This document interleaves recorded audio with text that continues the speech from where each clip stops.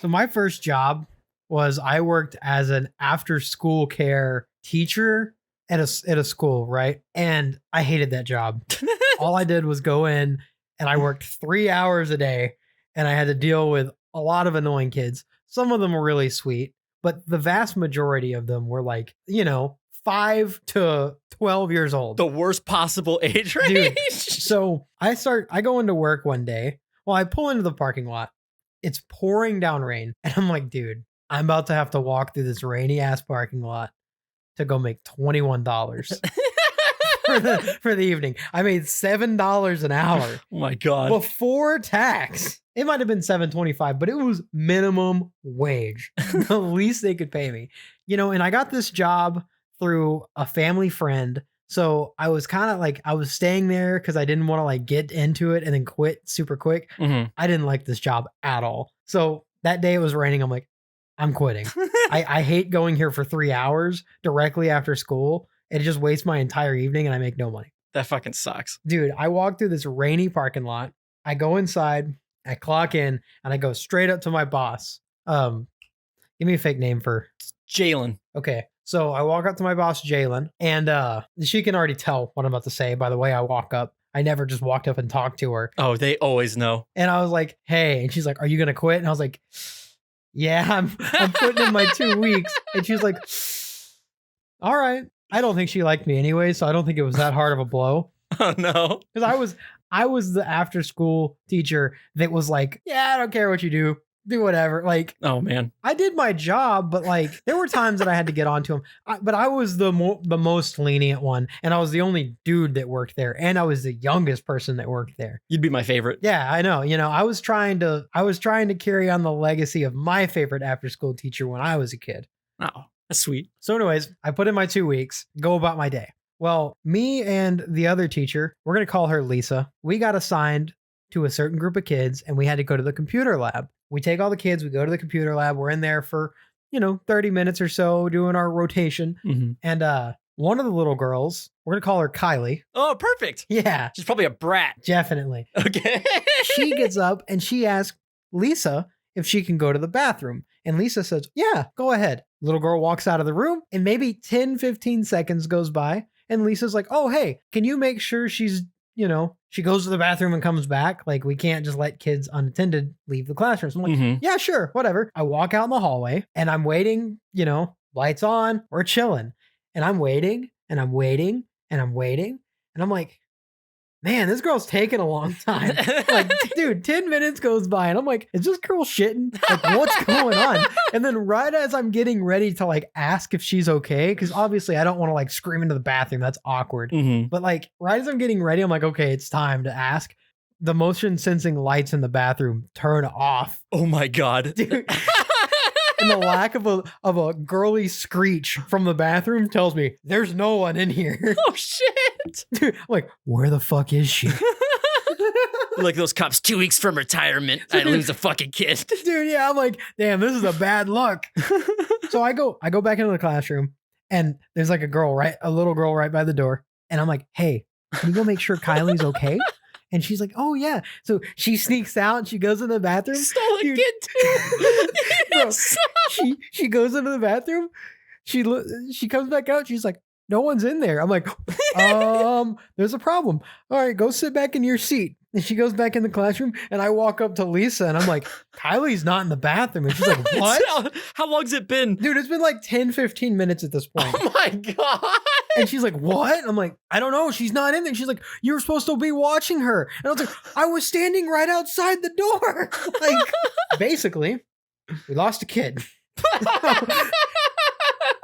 So we go to her little friend group and we're like, hey, where did Kylie go? And they're like, oh, she went to the bathroom. And they're acting all like suspicious about it. And we're like, shit. Like, what's going on? And then we finally get them to tell us that she was planning on running away from school / home that day. Oh my God. It is still like raining and thundering and lightning outside. Oh, fuck. And I'm like, where did she go? Like, this is bad. Oh my God. Like, this girl's out in the freaking elements under my supervision. So dude, Lisa leaves me with all the kids in the computer lab. She goes to the front. she alerts Jalen, and I'm just waiting, watching all the kids, and then I start hearing over the intercom, Kylie, if you were in the building, come to the front office. We're looking for you. I'm like, oh no. They're pulling out every weapon. We got him on the intercom. I hear the walkie-talkie going crazy. Like everybody's like doing a grid by grid search of this fucking school. This elementary school. Everyone's searching for like 20 minutes, dude. Oh my God. Eventually, I hear over the intercom, or maybe it was a walkie-talkie. All right, we found Kylie. Everything is good. So I go out in the hallway and I see like some teachers like carrying her down the hall. They're carrying. Oh my God. Well, they like have her hand and they're like pulling her down the hall. Pulling her by her ear. Yeah, they're pulling her back to the like around the corner. And I go over there like, where was she? And they're like, oh, she was hiding out in an empty classroom with the lights off. Oh my God. And I'm like, what the hell? So she's getting scolded and in trouble and all that stuff. They called her mom. Like the principal's been alerted, like all this stuff. Everybody's like in a fritz. So for the punishment, the best thing they could decide was to leave her by herself in the hallway, separated from all guardians. They put her right back where they found her. Dude, I'm like, hey, we just found this kid that tried to run away. All right, now sit here. You're in big trouble. And then leave. My name's Jason. My name's Curt. And you're listening to Bird Bones. Did they just fire you? Did they just say, fuck the 2 weeks? You lost a kid. So, dude, I would have just fired I'm you. like talking to this girl in the hallway, being sympathetic because she was like bawling her eyes out. She was obviously having an emotional time. Mm-hmm. And did I hear over the walkie-talkie, Jason and Lisa, come to my office right now? And I'm like, oh shit. They sent another teacher to go watch all the kids, and me and Lisa go into the office. And dude, like Jalen, my boss, she was like clean cut, didn't cuss. I mean, she's an elementary school teacher. No tattoos. Yeah, very sweet. She sits us down and she goes, what the hell happened? She dropped the HE double hockey sticks. Dude, HE double hockey stick. We had to explain the whole story. And I tell her like, yeah, I mean, Lisa told her she could go to the bathroom and she went out of the classroom and a few seconds goes by and she says, oh, hey, can you go watch her? And then I walked out there. The motion sensing lights were on in the bathroom and everything. Mm-hmm. Like I had no reason. You didn't do anything wrong. Yeah, I had no reason to believe she wasn't in there. So then she started getting upset with Lisa and was like scolding her. And dude, like Lisa started crying. Oh shit. And like I felt really bad because like I low key had a crush on her. And I just threw her straight into the bus. Like, ah, she said Kylie could go to the bathroom and then she fucking ran away. I don't know what to tell you. And then, and then I was like, oh no, I should have paid closer attention, blah, blah, blah. And then she's like, just because you put your 2 weeks in doesn't mean you don't have to do your damn job. And I was like, yo, she's cursing up a storm. Yeah, I know. She said more cuss words that day than she ever had. But yeah, that was the time I lost a kid. I miss you. You remember the last time we hung out? Oh my God. Dude, the last time that we saw each other in person was also the last time I was truly happy. That was the greatest week of my life. Sorry, Kylie. Sorry, Kylie. Sorry, Kylie, as in Curtis's girlfriend and not the person from my last story. Oh God. Oh yeah. I ended up marrying that girl from your story. What a crazy coincidence. There's only like a 10-year age difference. Yeah. And I'm 20. Yeah. Oh, shit. Sorry, Kylie. The best week of my life was when you flew out here and like, dude, every single time we see each other, we never just like, hey, let's just hang out. Let's go to like the local attractions. Let's go to the fair. Let's go to the museum or whatever. We always like, we should make a video. We try to make a short film. We try to make a full length film the first time I was out there. And then this time we actually made it. We like, let's make a TikTok. Let's start low. Well, and we made the greatest TikTok of all time. Yeah, it was like the first time like I went to come see you. We tried to make a whole movie and it never got finished. I think we could finish it one day. We still look the same. We got this. We never changed.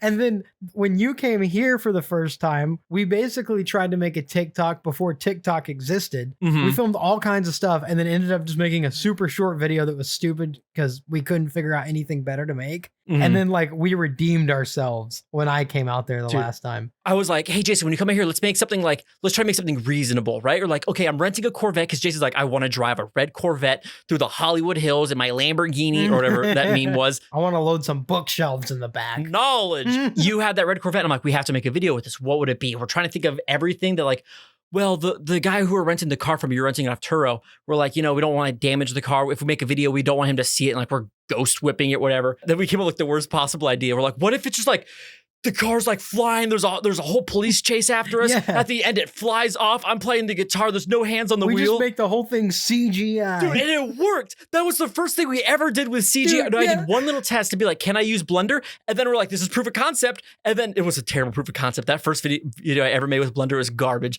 But then it proved like we can make this. And we made the greatest video of all time. And that was like the first week I ever used Blender. That was insane because like the entire, like, I can't remember, did we film everything first or did we watch videos on how to do it first?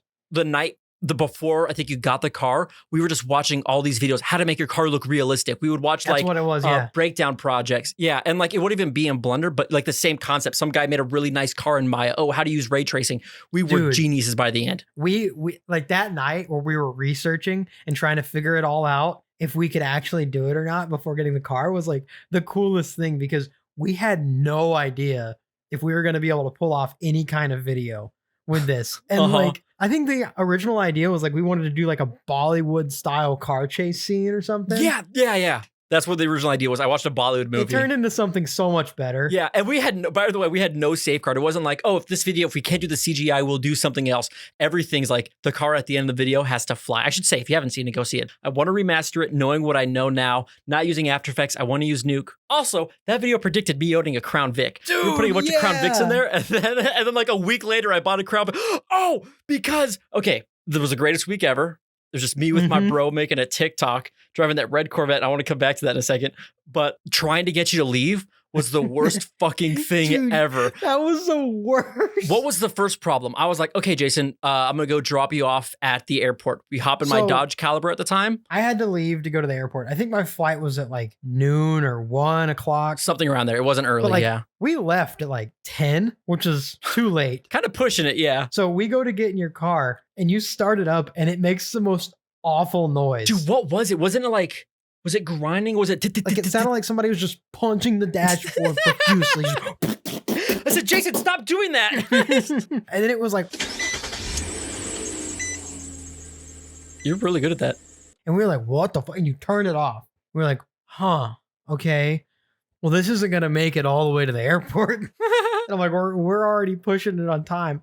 So then you like call your mom and she's like, oh, you're going to have to order an Uber to go to the airport. I think that would have been I don't think my mom would have liked, I hate Ubers. I think my mom hates Ubers. It might have been our idea to go to the airport in an Uber. We called an Uber and then I think your mom said, cancel it. Yeah. Come to my office and pick up my car. Mm-hmm. So we start your car back up and I think we limped it all the way to your mom's office. And then we switched cars and then we're like, damn, we're running really late. You know what we need to do? We need to go to Chick-fil-A for breakfast. Yeah, we were already, this pushed us back. We were leaving as is. We probably weren't going to make it. And I was like, well, we got to go switch cars, cancel that Uber. There's a $5 cancellation fee. And then, we're like, well, we still got to eat. Boys got to eat. Yeah, we're hungry, dude. We drove all the way out to, what was it? We're pulling up to, I don't know if it was LAX or Burbank. It was Burbank. Oh my God, that was the first time I ever said Burbank properly. Now I'm fucking up Burbank. It's getting worse. Burbank. We went to that airport. We're pulling up, and as Jason keeps checking his time, he's like, my flight leaves in like 5 minutes. And I'm like, well, we can't get out of the car right now, Jason. We're in line. Like, if I don't get out now, I don't know what I'm going to do. Like, we were both freaking out, but I was a little bit more calm because it wasn't my plan I had to make. I was like, Jason, I think we'll be okay. You're like, I got to get out of the car right now, Curt. I'm like, there's cars in front of us. There's nothing we can do. I think like you got off the first second, like you were allowed to hop out the car. Like you did not even wait till I pulled over. You just hopped out.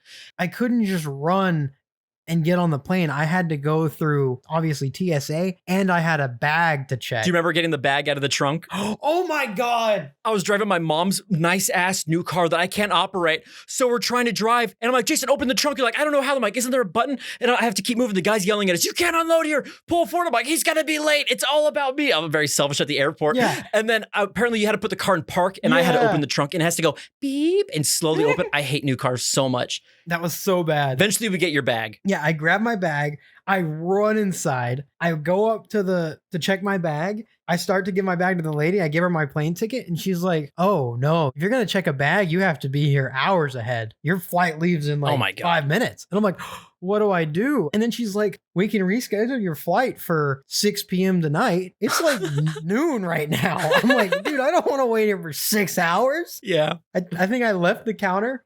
I called you and I'm like, hey bro, you still here? You're going to have to come scoop me up. I was still like within like half a mile because I could not navigate. I fucking hate everywhere that isn't the city I'm currently in. But like, it was a nightmare navigating. And you're like, can you come pick me up? And I was like, cool, because I think I accidentally got in the line again. Yeah, you're like, I'm already here, dude. I'm making circles. Yeah, I never left. I'm still sitting at the front door. Traffic has not moved an inch. Some asshole keeps trying to open his trunk in front of me. That was full circle. So, I love it. I'm like, okay, cool. Curtis can come pick me up. There was another flight. They were like, you can either come out, like leave from Burbank at 6 p.m. or if you can get there by 2:30, you can leave from LAX. That's what it was, yeah. So I was like, Curtis, you down to drive me to LAX? Yeah. Like, I guess. So I'm like, all right, bet we're road tripping to LAX. So they changed my flight over. You come pick me up. Honestly, I think it was earlier. I think this was like noon and that flight was like 1:45 and it took like another 45 minutes to get there. So like we were still pushing it on the LAX schedule. My memory of this is a little foggier, but I know yours is going to be a whole lot better. So I'm trusting you. Yeah. So you pick me up. We haul ass to LAX because I don't want to miss this flight. Mm-hmm. I get into LAX. I check my bag. Like I give them all of my stuff. I get to my gate, real fast. I sit down. Can I say something about LAX real fast? My favorite memory was when, this is the one thing I think I remember, is when we're pulling up, we're all like kind of grumpy. At least I'm kind of grumpy. Not like, oh, I got to get like, I hate that I'm hanging out with my friend even more. I was a little grumpy because I was like, Jason's been at my house for a week. I need a bust a nut. So I was grumpy. I was irritable. And as we're driving, I see something. I'm like, Tom Brady Airport. And I was like, what the fuck does Tom Brady have to do with the fucking airport? And you're like, that's so stupid. He's a football player. Why does he get his own airport? We ranted about this for like 5 minutes. And then I lean in and I go, oh, Tom Brody. And we never second guessed it. We were just like, that's really weird. How did Tom Brady get his own, like, his gate or something? I think it was Tom Bradley or something. Yeah, it was Tom Bradley. like there was a pole just covering the L, and we're like, Tom Brady, what the hell does that have to do with anything? This is dumb. Why has he got an airport? You don't have enough money? And then we inch forward in traffic. We're like, oh.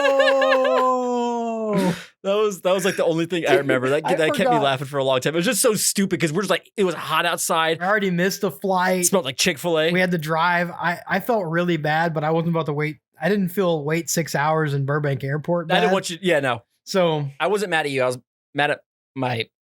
Anyway, so you get me there. I get to my gate and all that. I've given them all of my stuff. My flight gets delayed. I'm like, okay. Got delayed by like 45 minutes. Mm-hmm. 45 minutes goes by. Gets delayed by an hour. I'm like, oh my God, I remember this. You texting me updates and I'm like, sucks to be him. Dude, an hour goes by.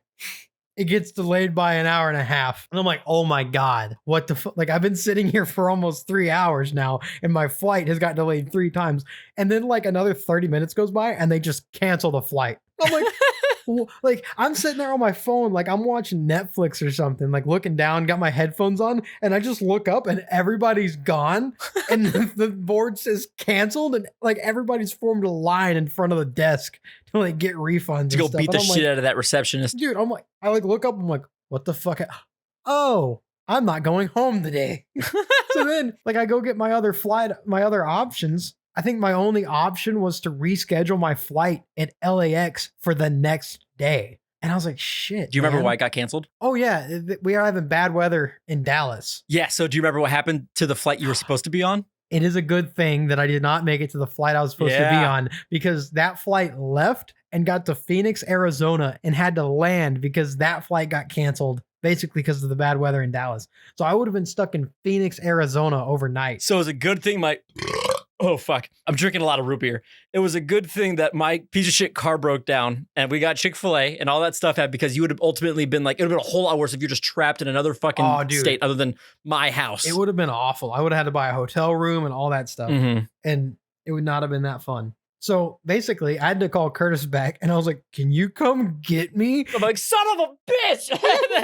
and then I think at first I called my mom and I was like, what do we do? Because I always call my mom when something's going on. I'm like, do I go pick him up? Do I get him? Like, he's far in LAX. She recommended the best thing. She was like, "There's a bus that'll take you like all the way back to our house, basically, where you didn't have to drive an hour and a half or whatever to come get me." I was like, "Oh, well, hell yeah, that sounds like really cool." I'm like here in a city I'm unfamiliar with, and I'm about to take a bus somewhere. Like, I've never had to do that before. This sounds fun. You're so optimistic. Dude, I just put in my headphones, listened to some Led Zeppelin on the bus. I had a good time. So then I went back to your house, and I guess we finished editing the Freebird video. Oh yeah, that's not okay. So we made the Freebird video. I uploaded the day you were supposed to leave, and I was like, "Oh, this is awesome! It's gonna go viral, hopefully." And then TikTok like punished it because it goes like, "This is unsafe." And I even put the caption like, "Guys, these are CGI cars." Like, I'm taking it as a compliment that my CGI was that good, but I uploaded it wasn't doing that good. So the extra I had with you, we made a little behind the scenes video where I plugged it, and it got us like 10,000 more likes on it, I think. No, it was doing really bad. But then the behind the scenes video we made got it more likes than we thought. Yeah. It got more likes. Sorry, the behind the scenes video of me breaking down the visual effects and you're making jokes with me. I'm all like, I can do this. This is fun. Like, I'm going to put one cop car here. And you're like, put a fuck ton of cop cars. It was a fun little behind the scenes video we made. And I'm glad we got to make that. Yeah. You got to come back another day to make that. That was fun. Dude, that was oh my God. I love that video. That was such a fun time. Not to mention, we made other banger TikToks while I was there. Like, everything we made, like, did really good. Oh, we made the Tiananmen Square TikTok, and everyone's all like, the good thing about the car was it's stick shift, and I loved all the comments going, I didn't know Dodge Caliber came in stick shift, or they never said Caliber, they always said, I know the Dodge Journey, the Dodge Avenger. Bro, how much better would that video have been with the damn Crown Vic? Oh my God. Like, that thing's a literal tank. I have to come back out there so we can recreate Oh my that. God, I want to make so many Crown Vic videos with that thing. And you come back out there just so we can make more videos. That was too much fun. Dude, you and music. Oh my God. I'm going to get you hyped up right now because I'm so proud of you. The other day, you sent me this playlist you made and you're like, hey, look at this funny playlist. And I'm not going to lie, it took me way too long to notice the theme. The songs are called like Na Na Na by My Chem, Neat Neat Neat by The Damned, Yeah Yeah Yeah by some other band, all these things. It took me to the second song. I was like, oh, I get the joke. In my defense, My Chem was very inspired by The Damned. So I thought there was a joke there. So I was thinking that, but then I like took a step back and I was like, oh, all the songs have the title 3 times.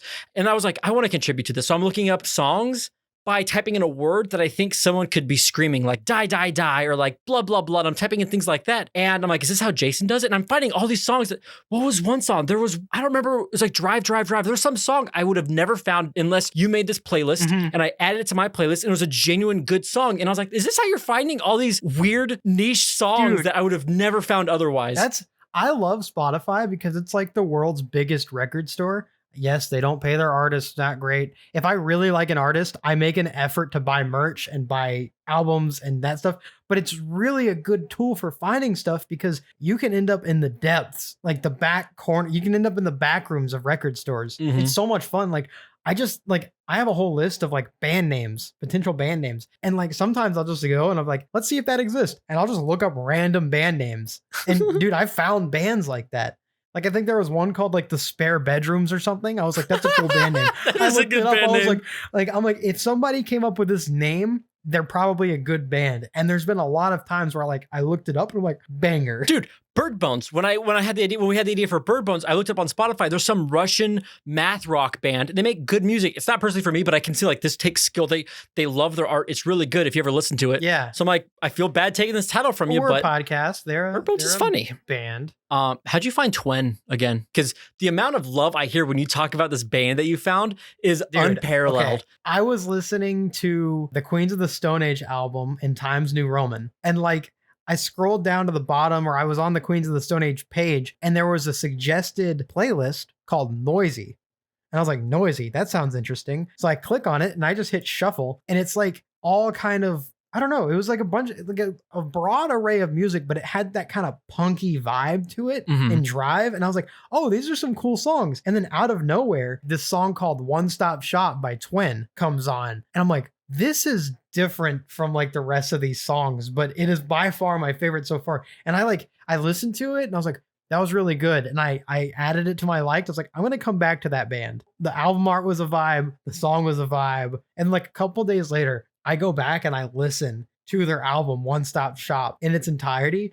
Dude, every song was better than the last. They only have like 50,000 monthly listeners, I think it is. Like, or like less than that right now. That's a lot, but for how good you've been making me listen, that they deserve a lot more. Well, like 50,000, like it is a lot of people, but in the grand scheme of music, where like most bands of this quality have hundreds, if not millions of listeners every month, like 50,000 is not a lot. It boggles my mind. Like nobody knows about this band, and it is one of the best albums I've heard in the last 10 years. Wait, what's that thing they said about their album that they released their first one because they recorded a live album, you know, and then they went on tour and they were touring off this live album. And then they got picked up by a producer. They went and recorded a record, and they were like, an older man in the music industry was telling us it was good. So we're like, yeah, it's really good. But, you know, we knew deep down, like we could do, like we wanted to keep improving and we wanted to make revisions on this stuff. And he's like, no, it's good. So they just went with it. Well, then for their second album, which is One Stop Shop, they said, screw it. We're going out on our own. We're going to make this record ourselves.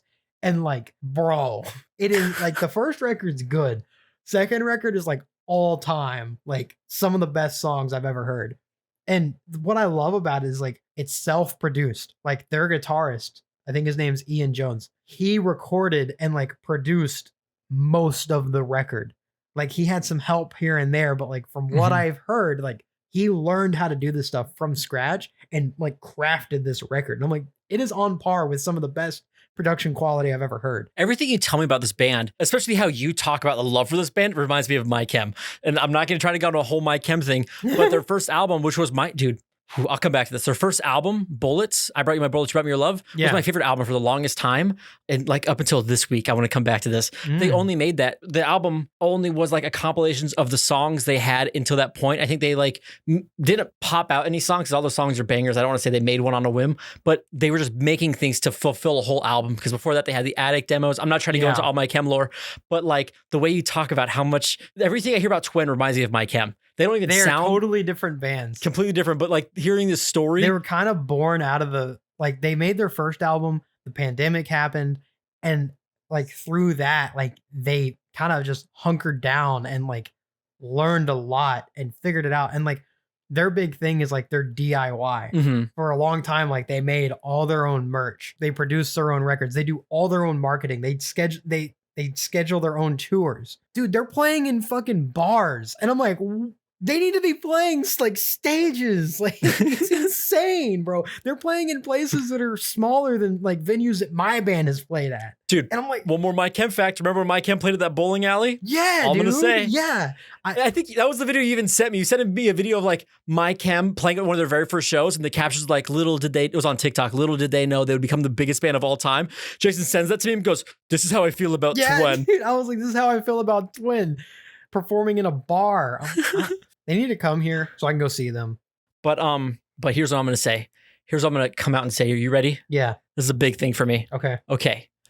Bullets. They have 4 albums. Okay, they got Bullets, Revenge, Black Parade, Danger Days. Okay. Which is crazy to think. I know, dude, they've been around for so long. Like, there's only 4 albums. Because they take time and they make good stuff. Yeah. I know. If you don't count Conventional Weapons or Living with Ghosts or Life on the Murder Scene. It feels like there's 3 albums in between every one of their albums. Because they have so many B-sides. And I love that they have, like, you have the Black Parade, but they have so many songs that didn't make it. Heaven Help Us, My Home Is Through You, Kill Your Friends. Yeah. So I love all these things. And Bullets was my favorite album for the longest time. I'm trying not to go on a My Chem tangent, I promise, but I can't help it. Bullets was my favorite album for the longest time. And it wasn't because like, oh, my favorite album is their first album. It was genuinely the one I could listen to the most on repeat. Yeah. Like I love Black Parade, but it is so like, it's so detailed and so very, how am I saying this? I love Black Parade, but I can't nonstop listen to it. Certain songs, it's so grand. But as a whole. It's like watching Interstellar on repeat. Yeah, it's so grandiose and I love it, but I can't, like it's so memorable. So here's what I'm trying to say. It's so memorable and I know all the lyrics that kind of, it feels like I'm listening to it longer than it is. But dude, lately, like this past year, I've been listening to Danger Days more than anything. Dude, and I'm tired of people making fun of like, people go like Danger Days is their worst album because they just changed everything. And that's what they're supposed to do. They change with every album. But My Chem fans shit on it for no reason. I'm so proud to say Danger Days is my just favorite album. I'm going to lock in my answer. This American flag with the Killjoy spider on it. I'm proud to be a Danger Days fan, damn it. Dude. I'm tired of hiding. I'm tired of feeling bad for listening to Sing and Na Na Na. That's what made our friendship, Jason. Dude. Danger Days. Yeah, Danger Days is what got me into My Kim when you were already into My Kim and I didn't understand it. Mm-hmm. And it made us grow closer. And for that, it's my favorite album. Dude, also like as a ginger who's like, I'm not trying to get out super deep, but as like a ginger who like second grade, I have a whole story about this. Like I hid my hair. I always wore a beanie. I was so ashamed of being a redhead and like watching like the Black Parade. I was like, I want to dye my hair white, watching old revenge things. I want to grow up and be black. But I want to grow up and be black. It sounded like I want to grow out my hair and make it black. But then when like Danger Days came out, I was like, he's a redhead now. And then especially with Hesitant Alien, Gerard Way, I think should have been born a ginger. But like, oh my God, dude, that album made me proud to be an American. That album was just sick. Even though the album is kind of anti-American. It was very yeah. anti-American in some way. Yeah, because like, I want to get to My Chem lore, but like, you know, Bullets was a response to 9/11, and then Danger Days was a response, a different viewpoint of 9/11. Like, oh, I don't want to get into it. We're not going to get into that. But My Chem, favorite band of all time. You love Twen. I'm trying to get into Twen. I promise. I just never gave it the dedicated listen with headphones. I only listen to music driving now. It honestly, it hits pretty good when you're driving, but like the first listen needs to be like intently like put on the headphones and just listen to the album. Dude, that's what I did with Foundations. Oh my God. I'm not getting, don't let me go back to My Chem. We need a new My Chem album, but you better stay the fuck away from that topic. We talked about it too much already. I know. I'm getting the itches for My Chem. Sorry, I'll go off. What does Twen even mean? Oh, I almost talked about, oh, fuck. I didn't even know it, but I was doing a transition to talk about how My Chem got their name. Okay. Jason, take it away. Twen, give me a new topic. Twen is they got their name from an old German magazine from the 60s that was called Twen as a slang. And Twen is a German slang for people in their 20s. My Chem got the name from a Barnes & Noble book. Thank you, Curtis. That's very nice. That's no problem. Very nice, Curtis. It was the back of this book, and it said Chemical Romance, and Mikey Way saw it. And, yes, and then they said, let's throw a My in front of that. Thank My Chem, Gerard Way saved me. Thank you for enlightening me. That was very nice. I'm itching for some My Chem. What did this whole thing start off with? Oh, that you made a playlist with all like these different songs. Thought that was fucking hilarious. I love that you could squeeze some My Chem in there. Last thing I'll say about My Chem. I'm glad you also got the Damned in there. Did you find any other songs that way? Oh, dude, like every song aside from Sick, Sick, Sick, Neat, Neat, Neat, and Na Na Na were like new songs to me. The one I'm proud of was called Run, Run, Run by JoJo Gunn. Not song of the week, but I really like that one. I just like learning how Jason finds out new music. I was like, son of a bitch. All I do is I watch Gerard Way interviews and I see what he's listening to. Fuck, no more My Chem. You gotta stop, Chris. You have to stop. My chair just broke. Oh, shit. Dude, I am full slant right now. I just fucking broke this chair for like the fourth time. I think it's time to call it. Thank you for listening to Bird Bones. And while you got your phone in your hand and you're queuing up another episode, why don't you also queue up Jason's Song of the Week? Jason, what are we listening to? You know, sticking in theme, I'm going to have to go with One Stop Shop for a Fading Revolution by Twen. Oh, I'm adding that to the Bird Bones Bangers playlist where you can see all of our other lovely suggestions. But for this one-time only deal, I'm going to recommend that you just go ahead and listen to the entire One Stop Shop album. It's a banger. That's my plug for the week. We're not getting paid. I've never talked to this band, but I want to talk. Hit me Twen, up. if you're listening, we love you. Yeah, go listen to our playlist. It's a banger. Certified Bird Bones Bangers. It's on Spotify until we get iTunes money. Yeah. Also, while you got your phone out, I just want to say, while you're queuing up all this stuff, last thing I want to say, some reviews help. Comments on YouTube help. Thank you so much for listening. Bird Bones out. Next time on Bird Bones. All I see is just this like 8-inch dong just dangling in front of my face.